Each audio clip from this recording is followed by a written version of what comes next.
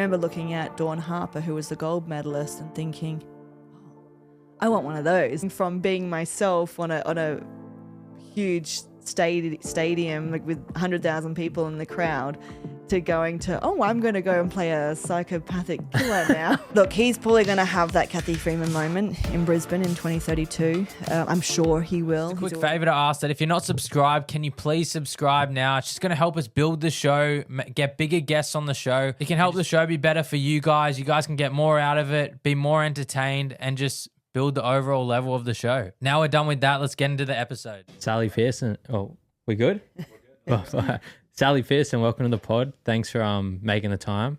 Oh, thanks for inviting me on. No worries. What's going on with you now? What are you up to these days? Yeah, I mean, there's lots going on. Lots of little bits happening in my life. I first and foremost have two kids. One just started school, which is wild. And I'm doing a bit of radio for iHeartRadio. So I do a Women in Sports update, and it happens every day. So there's 3 presenters that do that.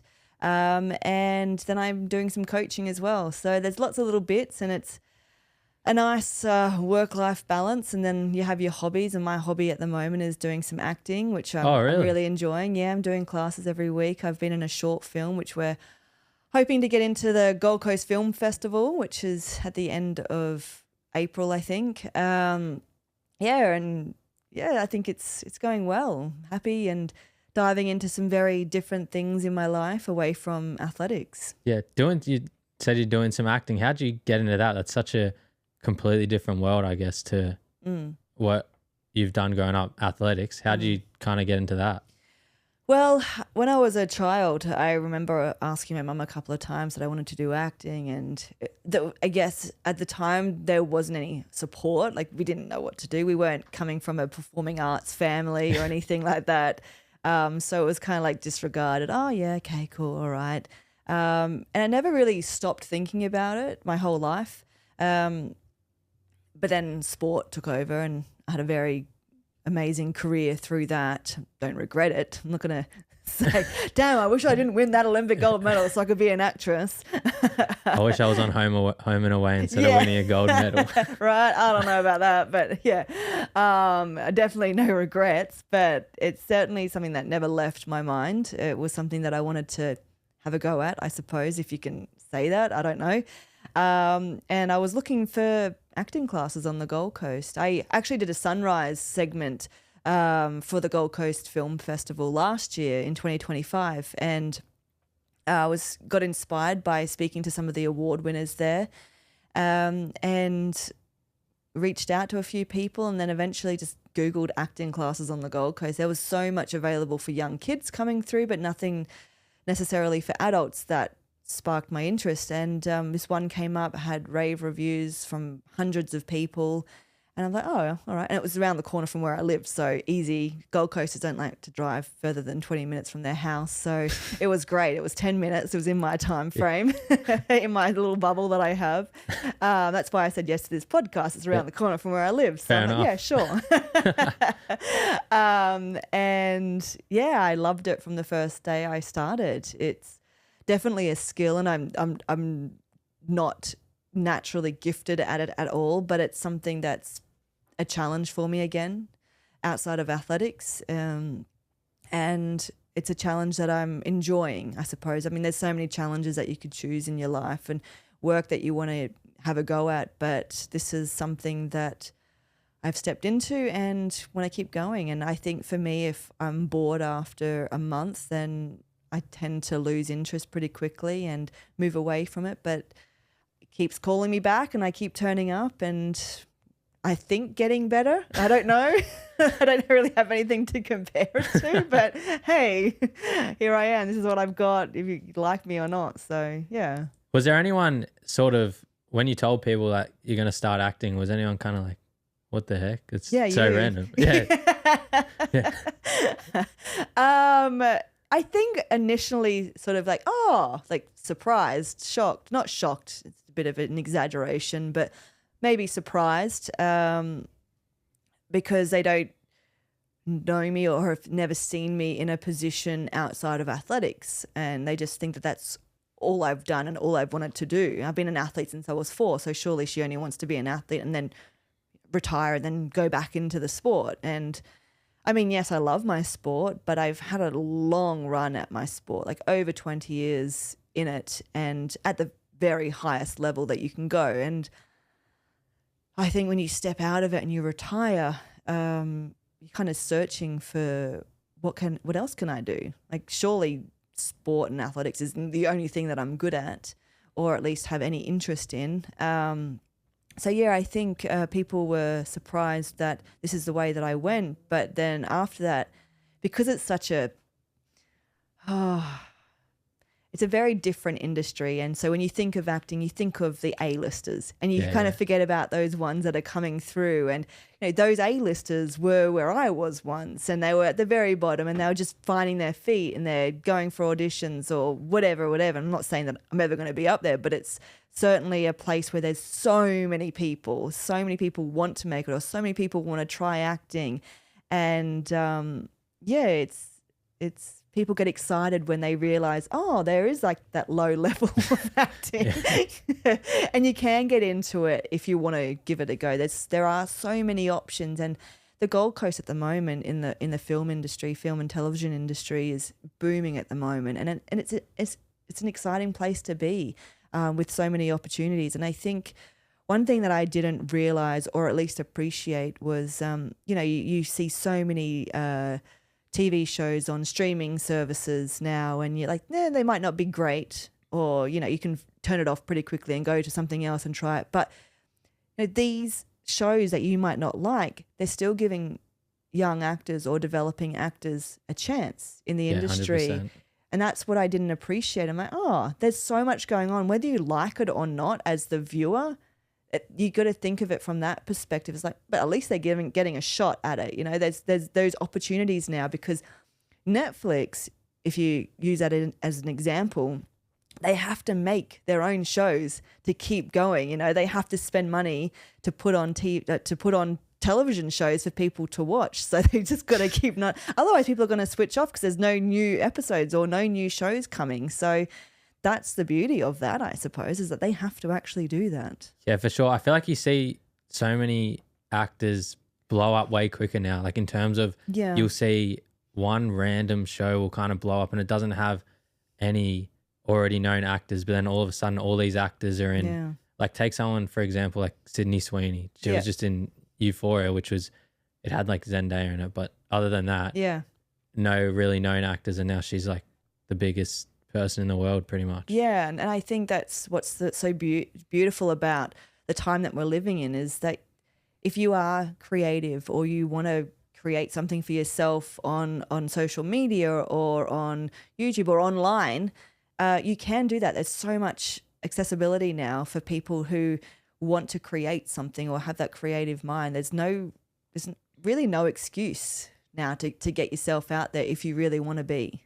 Yeah, 100%. I find it so cool as well from like, I feel like you see it, not a lot, but sometimes from people who have been successful. Obviously you were successful at athletics, and that all started from you just having a crack and having a go, and you've seen how that can pay off. So it's just extended into something completely different. Yeah. I think that's sort of, maybe that's what's kept me going in this small little this industry that I've chosen to have a crack at. Is huge, but in my little world it's very small because I've only just started, and I've been doing it for 10 months, I think, just doing classes. But I think that's where my synergy is with sport and at the highest level, so where I've been and what you have to do to get there, that really translates over into acting as well. It's unless you are like naturally gifted at it and can just walk on set or walk in front of a camera and just play a character by standing there.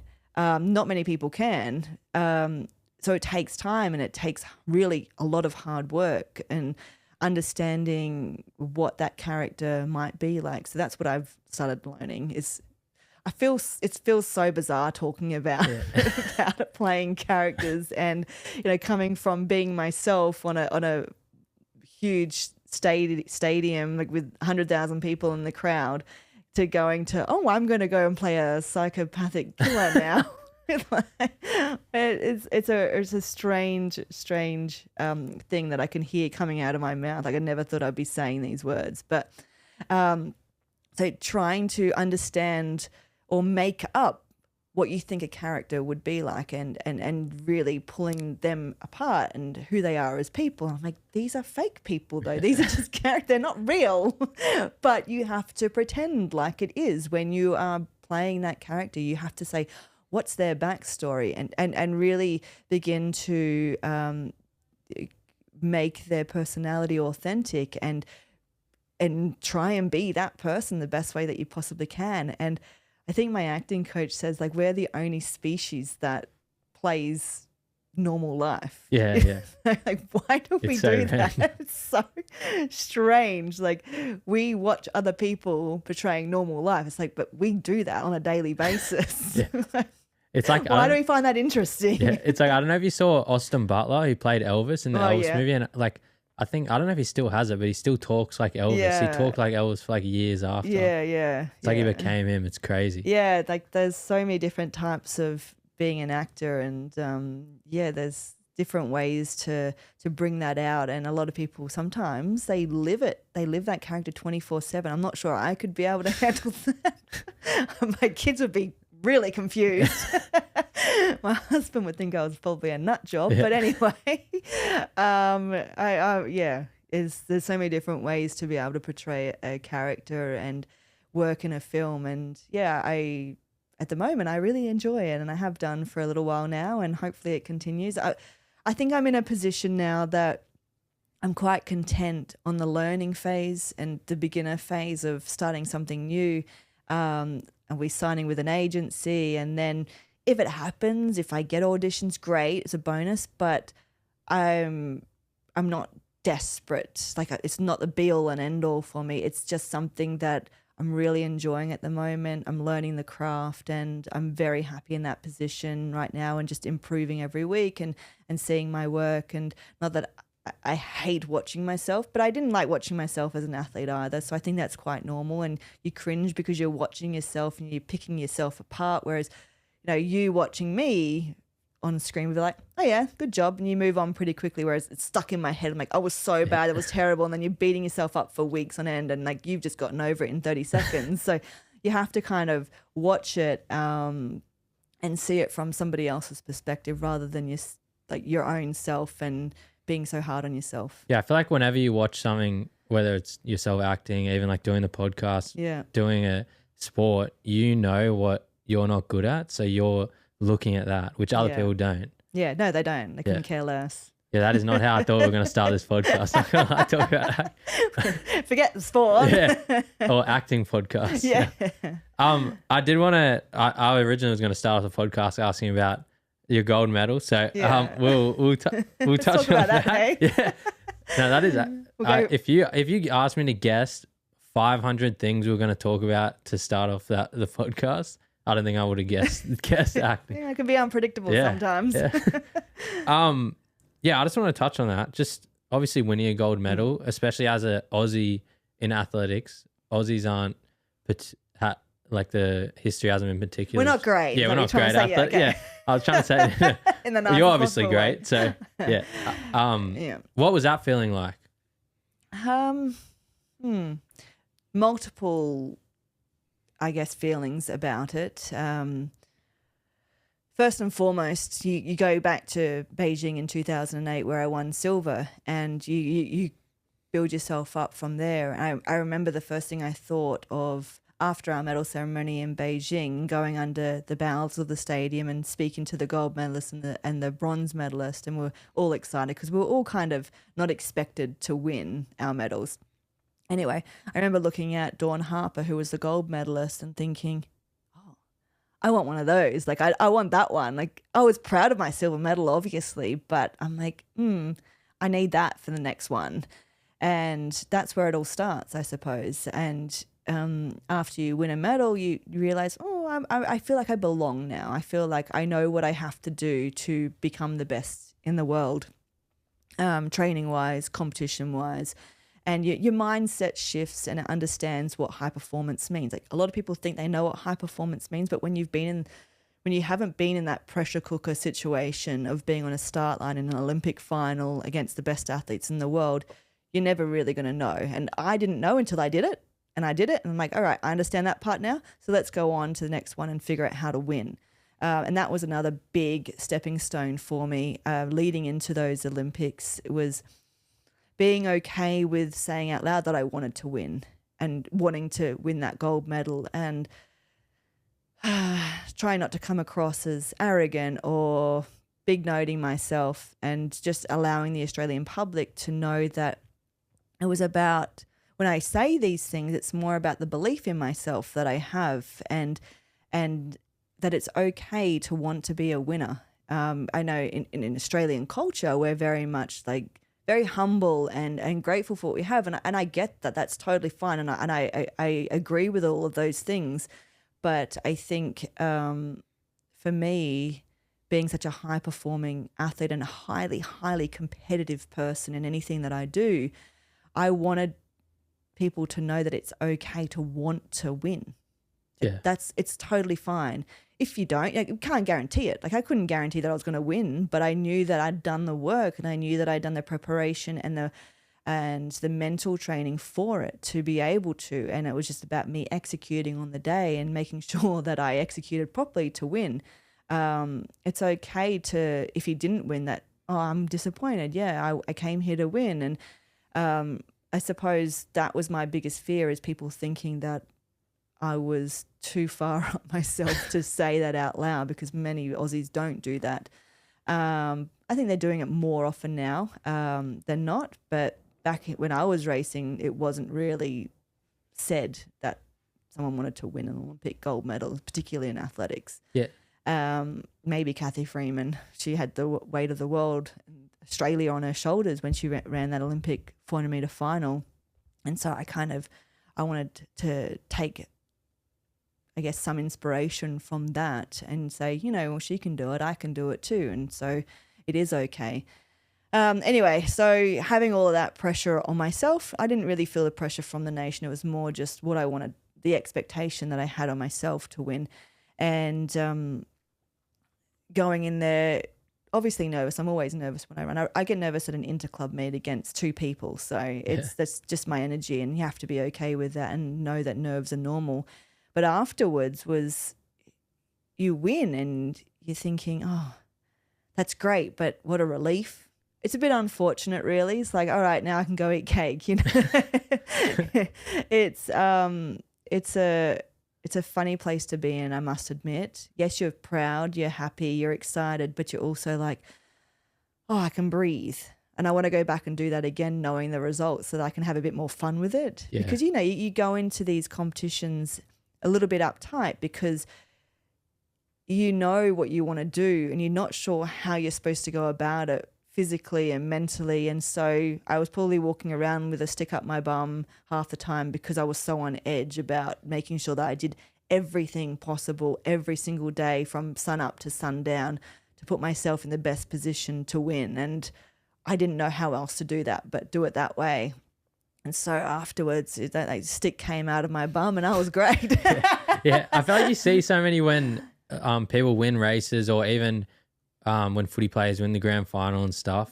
Obviously, after say 5-10 minutes, they're really excited and happy, but you can see the relief come off people's shoulders, and they actually are like, Thank God that's done. Yeah. And it really is like that. And it's a shame that it is like that most of the time, because you want to be able to enjoy those moments a lot more, but it's just part of it. It's a part of elite sport, and you go through that because you care and you want to do well. Yeah. What was the day-to-day sort of like in those 4 years, from winning your silver at Beijing to winning gold?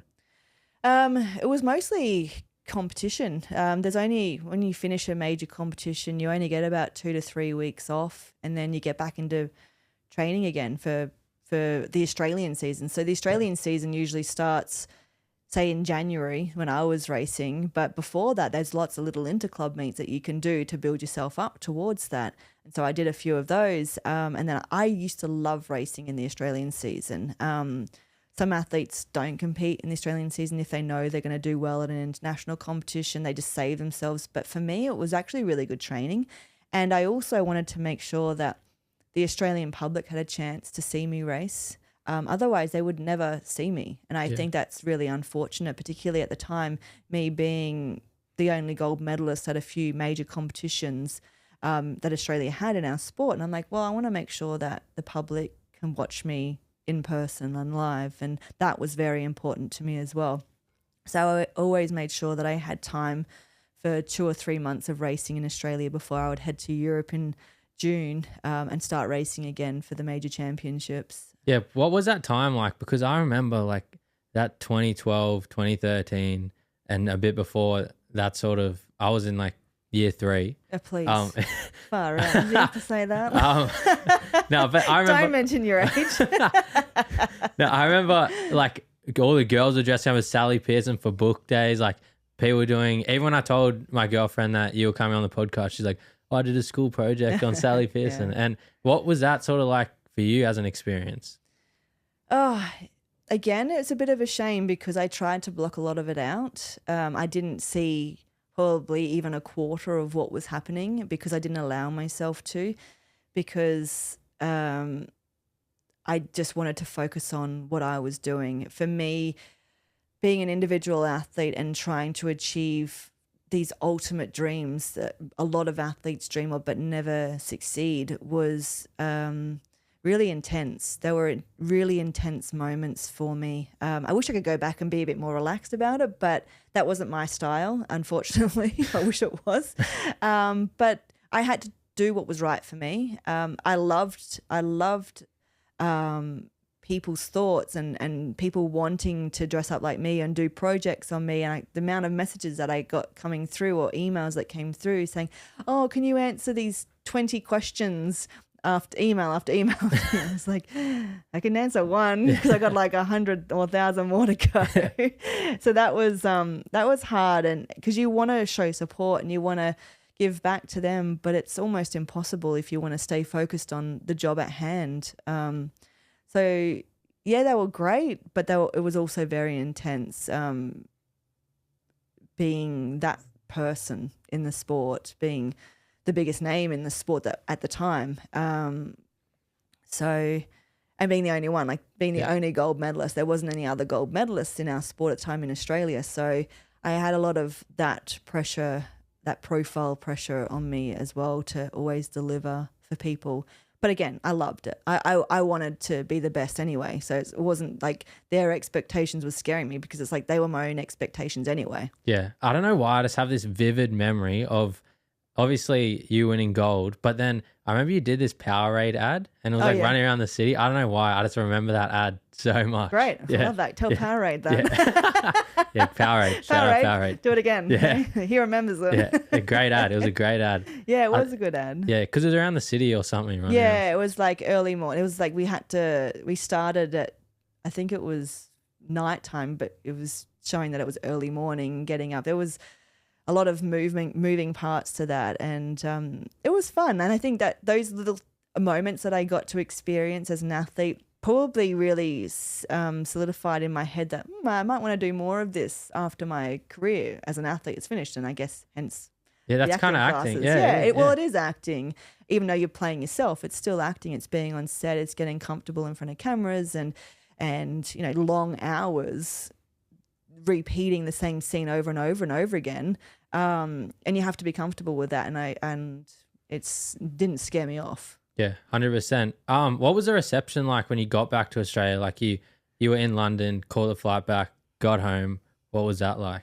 Yeah, it was huge, I suppose. So you do all the parades, the Olympian parades as well, and they're just nuts. Like you don't realize how many people want to come out and support the athletes walking and their favorite athlete walking in these parades.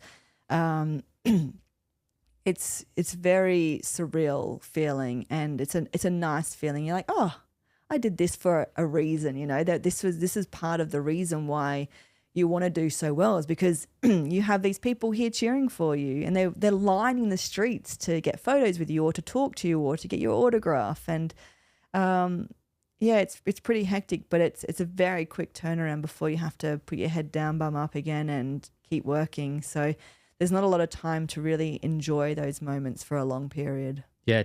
When you were there, did you stay in the village both times? Mm-hmm. How was that? Love it. I love the village because you're safe in there. You know, Yeah, for sure. everything's done for you. You don't have to do anything. From wake up to, sundown, you get your breakfast, you get your lunch, you get your dinner, you get snacks, you get drinks, you get entertainment, you get other athletes, your room's cleaned for you on a daily basis. Like, all of these things are done for you. Like, I wouldn't want to go anywhere else. And I want to soak up that atmosphere. I want to be around people that are like-minded. They've all got a job to do. Everyone who's at an Olympics, a high level, and they want to do well just as much as you do. So they're going to do everything they possibly can to be in shape and be locked in mentally to be the best athlete that they can be. And I want to be around those people. Yeah. Did you walk past anyone you were like, no way, that's so-and-so or anything? One time, a long time ago, one of my first teams, it wasn't an Olympics, it was a World Championships. I was 16 at my first World Championships, and I anchored the 4x100 meter relay in Paris in a crowd of 80,000 people. And I was like, oh, this is freaking cool. Like, this is what I want to do. Like, I want to do this on it every day. Anyway, we were in the lunchroom. And I was with the marketing lady because I was the first one there out of all the Australian team. I was sitting with the marketing lady because I had nobody else to sit with. And we got along really well. Anyway, all of a sudden, I just dropped my fork and mouth wide open. I'm like, oh my God, there's Maurice Green. Like, that was incredible. He was just walking straight towards me. I'm like, I get to hang out with these people. Like, I'm sitting at the same lunchroom as Maurice Green, who's like the biggest American sprinter and biggest personality you've seen in the last 3 years, because obviously he won Sydney Olympics, and this is 3 years later. Yeah. And you're standing right in front of me. I was 15 at the Sydney Olympics, and how old was I? 14? I can't remember. Anyway, do the maths. Yeah. 3 years later, and I'm standing in front of Maurice Green, and this is incredible. This is like life altering. Yeah, it's crazy. I always think about how when the Olympics are on, especially Aussies just like love it, especially when the Aussies are doing well. How do you think, because a lot of those athletes have to, unless you're the top of the top, you have to have another job, have another career. How do you reckon they can sort of commercialize like sprint, like running, athletics and swimming? I know swimming did, I don't know if you saw it, that's Worlds versus Australia night, probably like I think I've seen something 6 like months that. ago. Yeah. But yeah, do you reckon that could ever happen? Look, our sport is very different to most other sports. It's a very big sport. There are a lot of events, and there's a big space to cover all of those different events. Like, you're going from the high jump over here to the javelin over here to the shot put to the 100-meter sprint, to the long jump to the triple jump. Like, there's so much going on at once that I think there needs to be some sort of education around our sport for the general public. Like, Aussies love sport, right? They love watching Australians do sport, but you come to our stadium and you watch our sport and you don't know what's going on all the time. You're just like, I don't know where to look. Like, which end? Yeah. Like, who's competing there? You can barely see the person who's competing over there, and you can barely see the person who's competing over there. All you've really got is in front of you is the 100-meter straight here. Yes, there's a lot of educated people in our sport and a lot of educated people who watch our sport as well. They're not the ones that we need to target. They're always going to turn up. They're our number one fans and we love them. But it's that wider community that you're talking about to really promote our sport. And I suppose I'm not in that side of the sport. I'm not in the marketing, and I'm glad I'm not, because it would be a very hard sport to really show to that public. So, Europe do a few little fun things that I think are cool, and they do a specialized like high jump competition, and they close in the crowd right around the high jump, or they do specialist long jump or a shot put thing, and they can get that little energy around that. But I guess in Australia, people only really they want to see the sport, they want to be involved in the event, and that's what brings a lot of people. Like, we like events, don't we? Yeah, we like 100%. A lot of people. We like, there's a bar over there, I can get a beer and I can get a hot dog there, or a sausage roll or hot chips. something like that. So we kind of like the whole atmosphere. So having to do the whole sport to make it atmospheric is a very hard thing to do. But I'm sure there's a way to do it. I'm just not that person to decide what that is. Even like the niche sports of the Olympics, so like Yeah.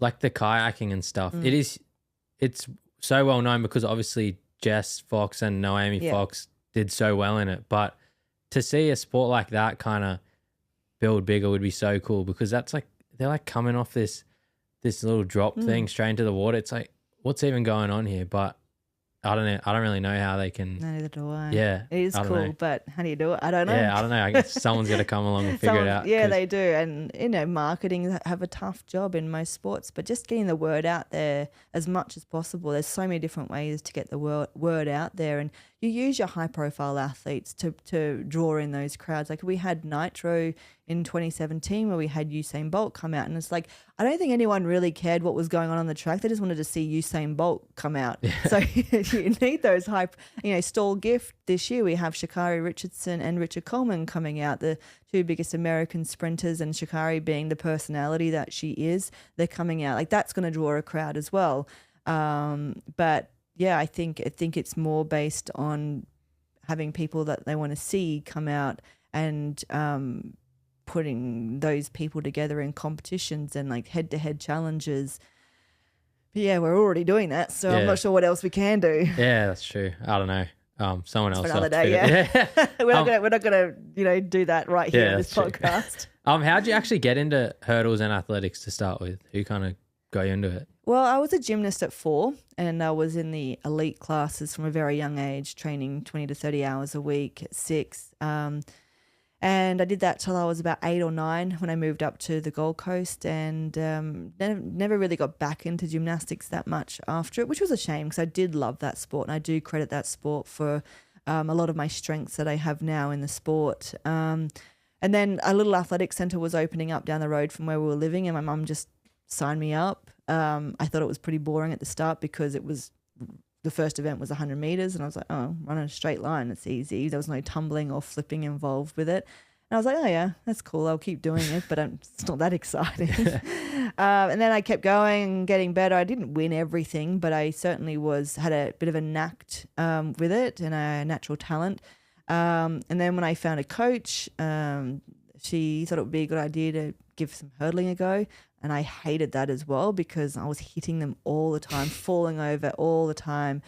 I wasn't a natural hurdler, like technician at the start. So that took a lot of time to build that technique. But I had speed, I had power, I had coordination. So I could put all those 3 things together. It was just about tidying up and fine-tuning the technique over time. And yeah, the rest is history, I suppose. It was just did what I was told, and at a very young age, at 13, I think, and just kept going with it. I don't think I really chose to do it. I think a lot of the time the right person tells you to give it a go, so you do, and the event chooses you. Yeah. What was the point where you're like, this is it, I'm good at this, I want to go to the Olympics? Well, that actually happened. So I was always very stubborn in terms of if I went to a major competition, I wanted to do 2 events, and it was always a sprint and it was always a hurdle. Because I didn't want to let go of my sprints. I loved them so much. And I always was used to doing 2 or 3 events at competitions, but I was young then being able to do that. And I wasn't racing at the Olympics or a World Championships doing that.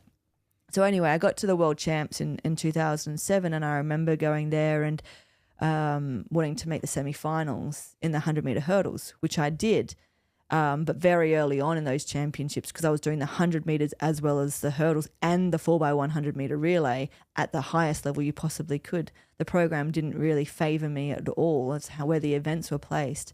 So I was 100 hurdles, and I was exhausted after the first round of the 100 meters, which was the first event. It was really hot and humid in Japan where it was. I just ran a PB. I ran 11:14 in the heat of the 100. And I'm like, I walked off going, I'm not doing both at the Olympics next year. I'm like, I'm not going to be able to handle it at this level, because as much as 11:14 is great on paper, it's not going to make finals at major competitions. It's if you can't jog 11:1 and 100 meters at those levels, then you're not going to be getting medals. And I wanted medals. Yeah. So I was like, I'm not going to be able to sprint. I'm going to have to concentrate on the hurdles. Even though I made a semi-final those World Championships in the 100 meters and in the 100-meter hurdles, I still thought my chances were better off being in the hurdles because I didn't feel like my times were that far off the best, whereas in the 100 they were a lot off. So yeah, I learnt. I think I was 20 when that happened, and then it was quite easy after that to be able to choose. Yeah, in terms of heats and finals, how does your mindset sort of differ? Are you just trying to just do enough in the heats to get to the finals, or are you just flat out both? Yeah, I'm definitely a flat out type of person. I think particularly for hurdles, I found I couldn't go slow when I was in really good shape. Like I knew exactly what my body was doing at every step, every part of each race, and I was very aware all the time in every single race that I knew what I was doing. Like I remember in London in 2012 where in the heat and the semi-final, I'd hit hurdle 8. And so going to the final, I knew I was going to win, but all I was thinking was don't hit hurdle 8. I'm like, why am I thinking that? And I remember getting up to hurdle 8 in the race, like, I've got to get over this one and I know that I'm fine. Like there's still 2 more hurdles after that I have to get over. But it's just number 8. Number 8 was like the one that I had to get over. Anyway, yeah, so I do remember a lot of the races. Yeah, I wanted to touch on your injury in 2016. It was just before 2016. Yeah, it was 2015. Yeah, 2015. What was that like for you? Because obviously you were planning on going to Rio, was it? Well, there was lots of injuries in 2015, 2016. So there was like the first one was my wrist and then my Achilles at the end of 2015. And then it was my hamstring leading in 7 weeks out to Rio Olympics. So that was a really hard 12 months, particularly with my wrist. Like I went into that race and I think it was a hurdle 5. I can't even remember. I barely even watched the race because it's just horrible to watch, like literally head first into the ground and smashing my wrist. And I remember thinking, oh, I'm done. I can't do this anymore. I was just getting injured and having niggles every single year and I was just over it. And then this one was a huge one. It gave me PTSD basically from going over hurdles. And yeah, it was really tough and I had to make some really hard decisions and I didn't retire and I kept going on and then another injury came and I'm like, what do I have to do? Like I'm doing everything right here. I'm doing as much preventative stuff that I can do to not get injured and I still keep getting injured. So that was a really frustrating year for me. And then obviously 7 weeks out of Rio Olympics, I tore my hamstring. But you know what? The funny thing was because of the year before, I was kind of relieved a little bit because felt a bit underdone. Yeah, I was a little bit underdone. Like I definitely wasn't as in shape as what I was in 2012 and I knew that and I was like, you know what, I can go to these Olympics but I'm not going to be happy with my result. Like I already knew that. So getting injured, I was like, oh, that's kind of good. I get out of having to deal with the bad result afterwards and maybe some bad comments from the public afterwards. Oh, what's wrong with her, you know? Then after that was like 2 months of deciding whether I was going to be an athlete anymore. And yeah, it was a hard period, but a good one. It's like a blessing in disguise. Yeah, you came back and won at the World Championships. Yeah. What was that feeling like? That was the best. That was better than anything that I've done because once I decided that I wanted to still stay in the sport after Rio Olympics, I started coaching myself and I had literally 3 people that were directly in my corner. Like I have a big team, but 2 other people, sorry. So it's 3 people, but 2 other people directly in my team that I saw pretty much every single day. And one of those was my husband and my other one was my training partner that was so selfless, just turned up whenever I was there, trained every single day with me without any complaints, just turned up for me rather than anything else, which was amazing. And I'll always thank him for that. He hates being mentioned, but that was the most fun I think I'd ever had in a preparation before. It was, it was easy. I enjoyed going to training. I enjoyed the people that I was around, and there's a lot to say about having good people around you that you love and you respect, who want to see you do well no matter what.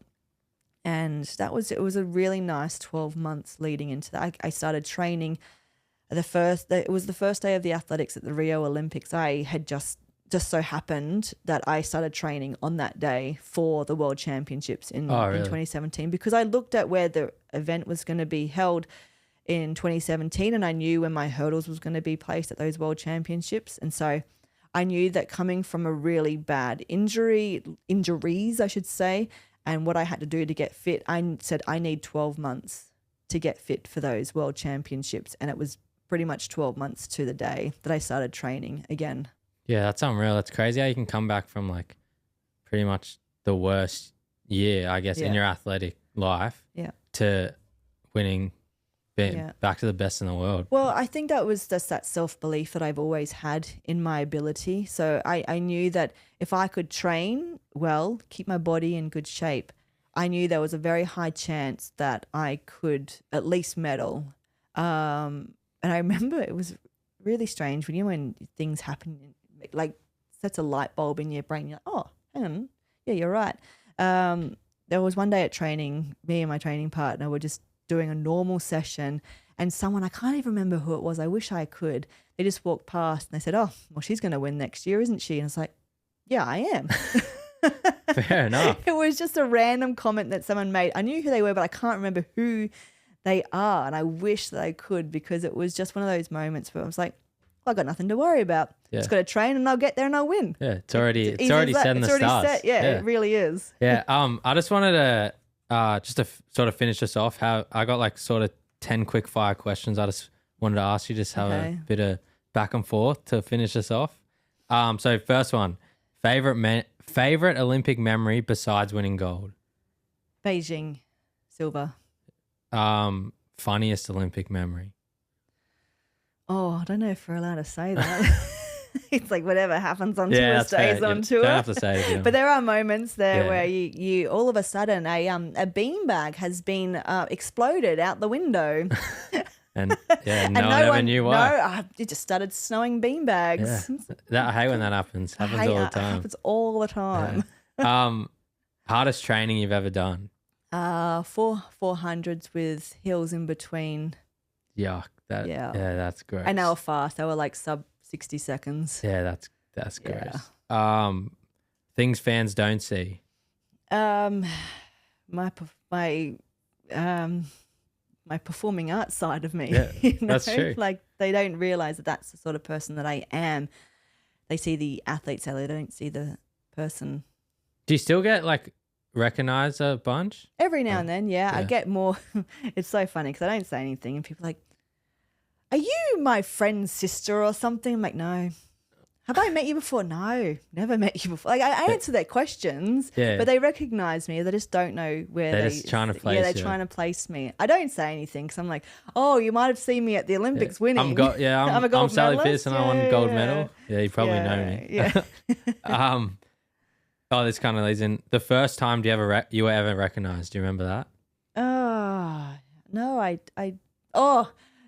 don't remember that. But anytime you race in Japan, they love you. Even though they have no idea who you are, they love you and they get excited. They just want to get your autograph. And I remember this was before Beijing. I think it was before Beijing.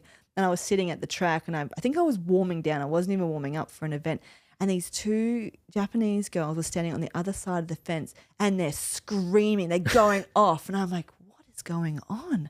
And I'm looking at them and they're like, ah! And I'm like, oh, is there someone around me? Like, I don't understand. And I'm like looking around. I'm like, are they after somebody else?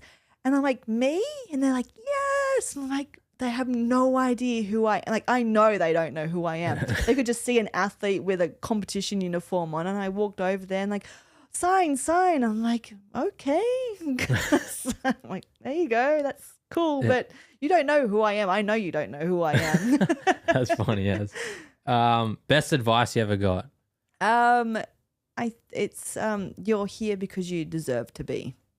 Yeah. And I think sometimes when you're a young athlete, you might be a really good young athlete and you're stepping up in the world of sport or anything that you do, and you're like, oh, seems quite bigger than what I am used to. And I think that realization of, well, you're there because you deserve to be. You're not there because you got lucky. You got there because you're good and you've worked hard. Yeah, 100%. Worst advice you ever got? Oh, jumping the hurdle. We don't jump the hurdle. We make sure you jump the hurdle. I'm like, I'm not going to jump that hurdle. I'm going to hurdle that. I'm going to run over that hurdle. If you're a hurdler, you completely understand that. Yeah, instead of like, I guess if you jump, you have to like jump. Stop, and jump. Yeah. We don't jump. Favorite Aussie athlete at the moment? Oh, at the moment, I'd have to say Gout Gout. Yeah, man, he's a freak. Yeah, and he's a really good kid. I've met him a couple of times, and just really easygoing, really nice, got a good head on his shoulders. He's got a very good team around him as well. And look, he's probably going to have that Cathy Freeman moment in Brisbane in 2032. I'm sure he will. He's already getting that. And it's bigger now than it ever was before Cathy. Like Cathy had hers without social media, without international media, in terms of like it's everywhere on phones, on computers. Like we didn't have that back then. So it's even bigger now. People have a say. People can have an opinion everywhere. Like it's in your hand, and that's bigger than what Cathy had, because you couldn't see everybody's opinion about you. And so for a young kid like him having to deal with that now before Brisbane has even got a stadium built, that's a lot. That's a lot. And I think he's very lucky and very fortunate to have that team around him that he has is guiding him in the right direction. Yeah, he ran a sub 10, didn't he? Or yeah, did he? Not legally yet. Yeah. Like Lachie Kennedy has. Yeah. So that's he's good as well. Yeah, he's very good. Yeah. He's like 9:98, I think he ran in Europe last year or whenever it was. Can't remember the date exactly, but I think it's a 10 flat. 10 flat, man, that's crazy. I mean, he's very capable of running. He's run sub illegally. I think it's definitely illegal. I don't think it's legal yet. So I always wonder at athletics training, are they ever just like line up and just try and go as hard as you can and see what time you get, like time trials, that sort of stuff? Oh, you definitely do time trials. Yeah. A lot of people do time trials. You do it usually in a down week where you're not training as hard and you're coming in light, and it's a way to test how your training is going and what more training you need or what less training you need, like all of those things. Yeah. Your greatest Olympian of all time? Oh, that's really unfortunate to say because there's so many. Or three. Well, I mean, number one, for an Aussie, you have to go Cathy Freeman, particularly for my sport. Like swimmers might say Ian Thorpe or Susie O'Neill. They have like 10 to choose from. I think you'd have to start there. And for me as a kid, it was really funny that you say this, because for me as a kid, I used to visualize a lot, just naturally used to visualize, and how I would run 200 meters and around a bend, and my mind instantly just goes from this clip of Carl Lewis running, and I'm like, I want to look like Carl Lewis. That's how I want to run my 200s. That's how I want to run my bend. So for me, just having that visualization made me appreciate him as an Olympian and what he did for the sport as well. And then modern day obviously is Usain Bolt, what he did for our sport internationally, and his character that he was able to put on for entertainment value for our sport, not just his skill set on the track. He created something else for our sport, which I think has allowed a lot more, not allowed, but is sort of lit the way and paths for people to be able to say, oh, I can do that. Like I can be a character, I can be a personality and still be a really great athlete as well. And I want to show my personality a lot more on this field or on this track than what people see. Athletes now are showing their personality, and then that might be booking them other jobs and having more cash flow come through because, they're seen as, something else as well. Like they've got a bit of personality about them, and we like that. People like to see that side. 100%. Usain Bolt as well. Perfect name. Greatest name of all time. You can't get much better than that. I mean, I don't know if you've seen the picture, but in 2013 at the World Championships, as he finished that race, he won in the 100 meters. As he finished that race, a lightning bolt went off. Really? Far out. Just Google it. You'll see it straight away because it was a horrible night. Weather was terrible and it was a storm. And as he crossed that finish line on the 100 meters, a lightning bolt struck over his head in the sky. That's crazy. I've seen the one where he's running and he's about to finish and win and he's kind of smiling, looking back at everyone. That was in Rio, I think, with him and Andre de Grasse. I think he was a medalist in that final as well. Yeah. But yeah, Sally, thanks so much for coming on the pod. It's been a great chat. Good luck with all your new ventures, your acting, and good luck with coaching. We'll do the next one as me as the actress. Yeah, Sally Pearson, home and away actress. Maybe who's that? I don't know. There's so many the ones that are there for like 30 years. On yeah, that's right. Yeah. Or maybe A-list. Maybe you'll be in the next. Hey, what's the biggest movies right now? Probably the next Avatar. Let's say. Next They're gonna James have Bond. They'll have 10 of those. Next, they're looking for the next James Bond. Maybe it's Sally Pearson. It's going to be a female, and they'll be that one. Yeah, exactly. Yeah, okay. But yeah, thanks so much for coming on. Thank you.